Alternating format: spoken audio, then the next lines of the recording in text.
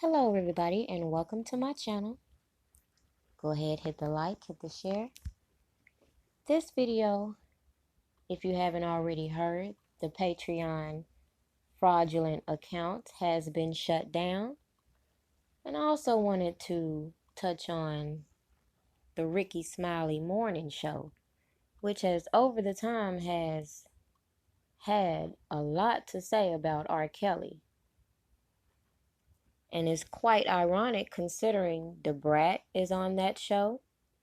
And she has been on record saying she never saw anything and even questioned Drea Kelly. But let's listen to what they had to say this morning, because we already know they don't like to cover anything that could shed light to the inconsistencies going on surrounding this case. But they will jump on anything trending that will make R. Kelly look bad. So let's listen to what they had to say this morning. Let's talk about Joycelyn Savage. Brad corrected me yesterday. All right, so Joycelyn And you heard Brat in the background saying, "Oh my God." Savage is now having a couple of issues. Now, the people that own Patreon, it's a crowdfunding membership platform, and she's given them all these details about R. Kelly kidnapping her, of forced labor, of forced abortion, just doing all these crazy and scary things to her. They're saying now that they need proof of who's giving them this information. And yeah, there's some red flags being raised. I even heard someone go as far as saying that her parents may have something to do with this. No. What? Yeah. No. I don't know. You know, to Greg. Yeah, we just talked to Attorney Griggs yesterday, and he said that there was a real investigation going on because they're adamantly trying to find their daughter, Joycelyn Savage. So I hope that her parents don't have anything to do with this at all. You know what? Because somebody said they were saying, why hadn't she reached out if she's telling everything? And yes. This is weird, yo. This is so weird. This is one weird story. So I guess we are waiting on proof of who's actually given all these accounts of what's going on in R. Kelly's house. All right. For all these stories and more, make sure you log on to the RickySmileyMorningShow.com. Ladies,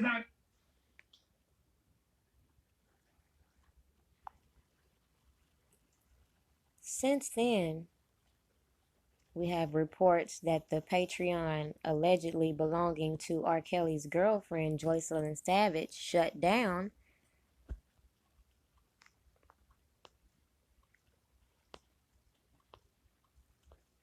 A Patreon account purported to belong to Joycelyn Savage, a longtime girlfriend of R. Kelly, has been removed after it detailed how her relationship with the singer involved manipulation. So I'm going to skip past that. In a statement shared with Pitchfork, a Patreon spokesperson said after multiple unsuccessful attempts to verify the identity of the account holder, we closed the Patreon page allegedly associated with Joycelyn Savage due to potential impersonation. All patrons who signed up for the membership page were refunded, and the creditor did not receive any funds. The Patreon post alleged that Kelly led Savage to believe he would help her career as a model and singer, even recording songs with her. But to sum up everything in that, she also puts out, so if a person offered you millions to stay with them, wouldn't you? The answer is, if you have any self-respect, that's the choice you had to make, and you chose to be bought off. So with that being said, why would you expect anybody to entertain this bullshit narrative now? But as I said in my last video, you can tell this story was just to implant a more detailed version of the allegations already put out there by the Savages. And even in this article, It says, obviously, if she were to tell the truth, no one would pay, so she unfortunately chose to regurgitate the stories and lies told by others for her own personal profit, allegedly. We haven't heard anything from the real Joycelyn Savage.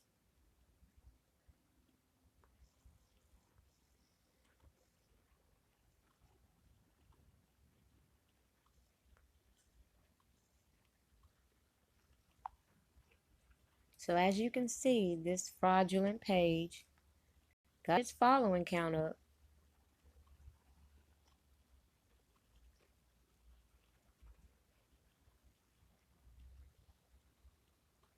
Let's see what she says now. Me and Azriel will be going live together soon to explain everything that's going on. That was 6 hours ago. So then she goes from that to promoting a stylist, talking about I need the shoes and the jacket, promoting this Melanin Nurse Inc. holistic skincare. And the same time she's doing that and telling people that her and Azriel will be going live, you notice she's put some little advertisements on this page. This is ridiculous.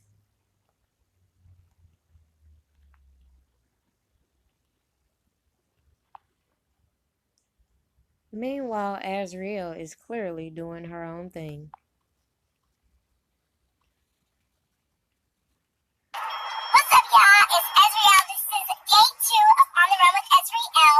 We literally just got done doing like 4 different shoots in less than 40 minutes. So we a little tired. We on a crunch time right now. But I wanted to say to everyone, thank you so much for supporting me. I love all my riders out there that are just showing me so much love. I really do appreciate it. And to all of the haters, you know, I love y'all too. I see the trolls. I see the haters, y'all out there. I see y'all doing your job, boo. Guys, you know, you hating. I see you. So for all my fans out there, if you see a hater hating, you know, just comment a cookie for them, okay? Let them feel good about themselves, because, you know, everybody got to feel good about something. They just need a little love, okay? They came into work early. They came to work early. They came ready to hate on my pictures, on my posts. So, you know, comment a cookie when you see them hating. Just comment a cookie for them. But seriously, guys, I have a great announcement for you guys. Everyone has been asking. So, I will be doing my first live once I reach 50K. So, when I get 50K on Instagram, I will be doing my first live ever. So, all my riders, all my fans, all my supporters out there, definitely get me to 50K. And the only hashtag I want to see is hashtag on the run with Ezreal. So, let me see where all my real riders at. Once I get to 50K, I will be doing my first live. So, definitely stay tuned, guys. I'm getting a lot of backlash because I wore a bandana and some baggy pants as my first post. So, to all my haters out there, because I love you guys oh so dearly, I just wanted you guys to know that I will be in LA next week, next Wednesday actually. And I just wanted to know, is it okay for me to wear a bandana? Because, you know, at 2 o'clock, I planned on wearing a bandana, a pink one at that, in LA. I just want to know if I have my haters' consent. Is it okay? Please email me back and let me know if that's okay. Yeah.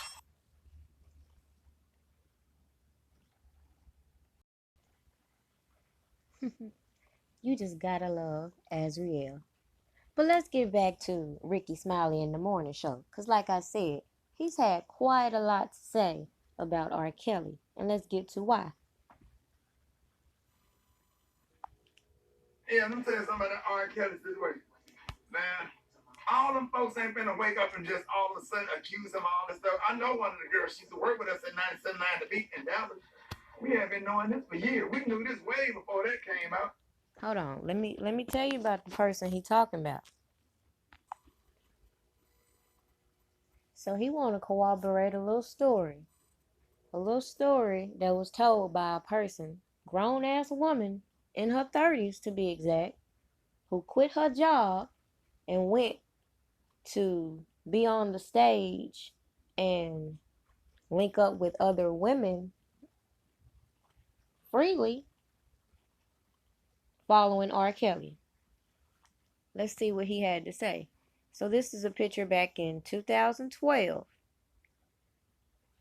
My cousin sent me this pic from 2012. My mom's birthday weekend. We were at the Anthem Hotel. My mom had too much fun and went to bed. Me and my cousin went to the bar at Fishbones, and these women came and talked to us. One saying she was R. Kelly's girl. Mind you, he was in town for a concert, telling us how she was the girl that got picked out of the crowd every night to go on stage and all. We had a long convo, but nothing crazy, like R. Kelly was doing X, Y, and Z. But it was a low-key vibe, like she was trying to pick up my cousin. Keep in mind, my cousin is female.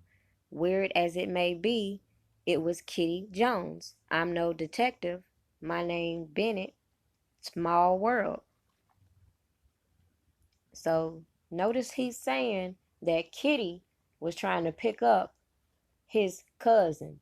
So what is that then implying if Kitty is saying that R. Kelly is sex trafficking? Was she sex trafficking also? What's going on with that? Ricky Smiley, the person you're validating for, you could easily find this guy on Instagram, _AL_FLY, Mr. Al Wallace II.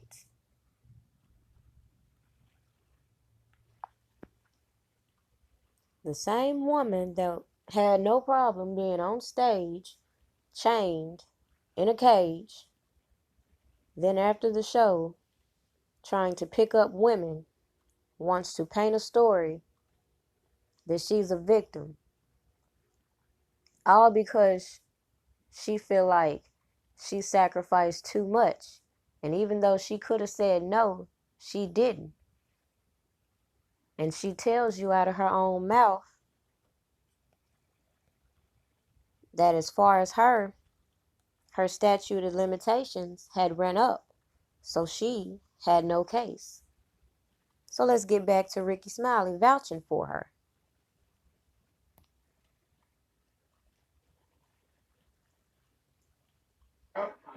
As a matter of fact, when I was on the Doug Banks Morning Show, I spoke out against R. Kelly and I got fired eventually.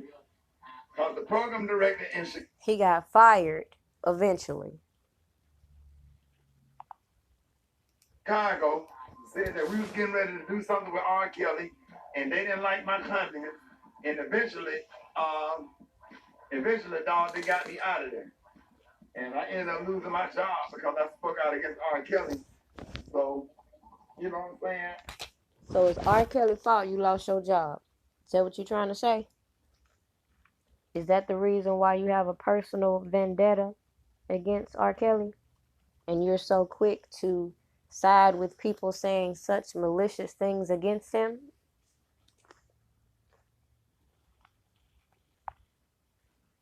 So let's go back 4 months ago, and then I'll be done. You got Eva on here putting her 2 cents in. But I just wonder, how much research has she done about this case to have such a strong opinion? Case that, has really advanced yesterday. Oh, really? Yeah, so yesterday a judge ruled that R. Kelly will actually remain locked up while he awaits trial on federal sex crime charges without a bond. So he was not given a bond. And, his lawyer really wanted to give him a bond. And he spoke to reporters and he feels like what the judge did was unfair. He feels like he is not a flight risk, despite that's what the judge said. And this is what the lawyer had to say to a reporter. He's never missed a court date. He's never been late for a court date. He doesn't have a passport. He doesn't travel anywhere. He's absolutely not a flight risk. And to just add to that flight risk back then, I find it odd that nobody could easily pull up all the documents and all the articles in which R. Kelly was taking bus rides or tour buses. So if not absolutely necessarily, R. Kelly was not flying. Why? Because R. Kelly had a fear of flying, and this could be easily found. So R. Kelly faces a combined 18 counts in indictments in Brooklyn and Chicago for alleged crimes against a dozen victims. And two of the alleged victims from, you remember that documentary, Rick, that they had, Surviving? Pause. How you gonna call them victims when they're still with him? And again, now that we have progressed to the current time, I'm pretty sure we all can see that all these indictments came as a response from the emotional outcry from surviving R. Kelly. And once we broke down all the facts and how this was a blatant lie and a blatant misrepresentation, that in itself should make more people start asking questions. So we have to hold these personalities and these people on these broadcasting shows responsible for the reckless things they say when they get on their platforms. R. Kelly? Yeah. Well, two of the girls that were actually in that documentary that are alleged victims walked out of the courtroom. They were there yesterday in support of R. Kelly. And they walked out of the courtroom yesterday hand in hand while R. Kelly was detained. Oh, wow. Hey, we're friends. They did that friend. But my thing is, I'm not for R. Kelly. I'm not against R. Kelly. But my thing is this. Now, you know he's not a flight risk because black people don't flight. For one thing, because he's scared to go any doggone where. He, like the man said, he's been going to court every day. I would never have to go to court. He went. Now, look at the big time Hollywood producer who allegedly molested or raped or whatever he did with all them dogs. Weinstein with all them women. He's at his beautiful Beverly Hills mansion. Ain't nobody told him nothing. But they put Bill Cosby in jail. Did you hear that? Weinstein, the same person who triggered this whole Me Too reaction, sitting at home to this day, doing what he do, while R. Kelly is in jail, while Bill Cosby is in jail. Is that not strange? So the other man, the other billionaire in jail, they didn't give him bail. Epstein. Absolutely. I'm trying to. Well, but the system is unfair, though, Gary. Yes, it is. I agree. The system is unfair. But 18 counts. He has 18 indictments against him. This is not R. Kelly's first time. And this time, like the last, they have actual tapes and evidence of underage girls. Like, at what point does that matter? Okay. Let's consider the fact that these alleged tapes come from an extortionist who has been put on record facing his own federal charges. Is that not a red flag? Is it not a red flag that even 4 months ago when she made this, they only had one tape? One tape, according to the defense attorneys for R. Kelly. Yeah, I mean, I'm not for him to get out because I have daughters or whatever. You know, especially like when you got in trouble the first time, and the second time, and the third time. You know, you just keep violating. Wait a minute. When was the second time? When was the third time? See, this is what I'm saying. What is y'all talking about?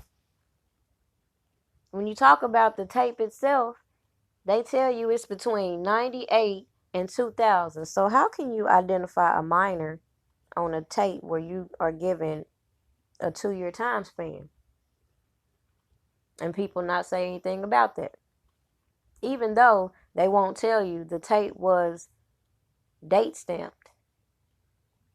But let's just say, hypothetically, they have a whole new tape. They still came at you the same way and gave you a time span of when it could have been made. How can you identify a minor if you cannot identify when the tape was made? And it's almost like now I beat it, and it's like he got more arrogant with it and just continued to do what he was doing. You know what I'm saying? And at some point, you have to use a little bit of discretion and just kind of chill out and tell these girls, hey, go visit your mom and dad and come on back. or whatever, if that's what you're into, especially after they're adults. Right. Wrong.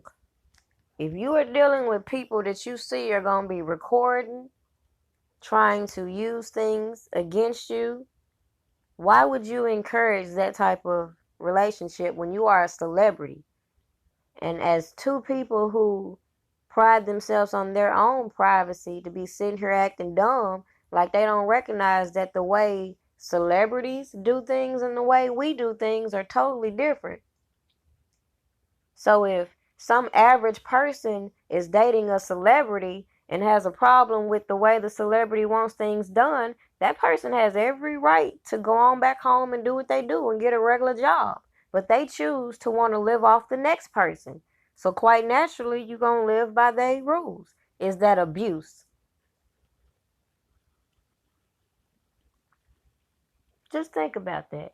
And let's wait this out and see if CBS, CNN, if all these broadcasting stations are going to issue a public apology for running with those bullshit tips without verified information, which is defamation if you ask me.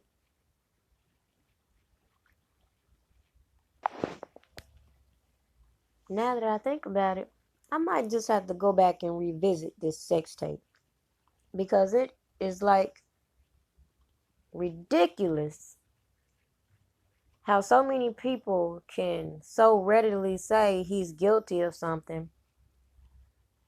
But let's just take a deep dive at this image, for example. Are you really serious and want me to believe this is R. Kelly?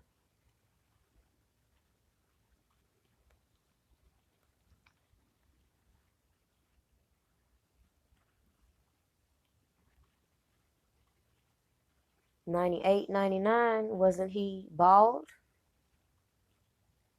We already have a good idea of who this character is, yet the media won't tell that part of the story. So what do y'all think? Do you think any of these people will have a little bit of integrity and recant their publications, or at least give a little apology? Because these are the people who have the big platforms to reach great audiences. And just imagine the level of animosity some of the things they reported created. Just imagine some of the messages Azriel, for example, has been receiving.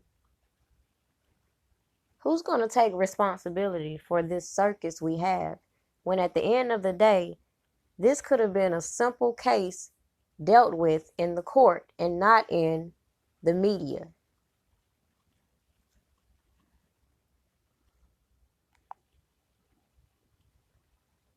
And just like all these broadcasting companies should be held accountable, all these women making the false allegations should be held accountable. What are your thoughts? Have a great day.